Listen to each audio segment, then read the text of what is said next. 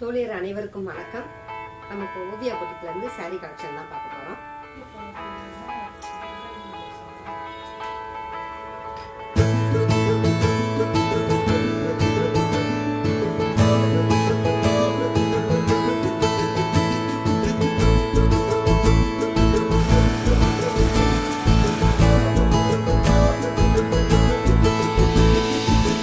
கோடி நிலவுகள் வரும் அழகே, கோடி கவிதைகள் தரும் பொருளே, கோடி வரமெல்லாமே ஒரு பிள்ளையானதே.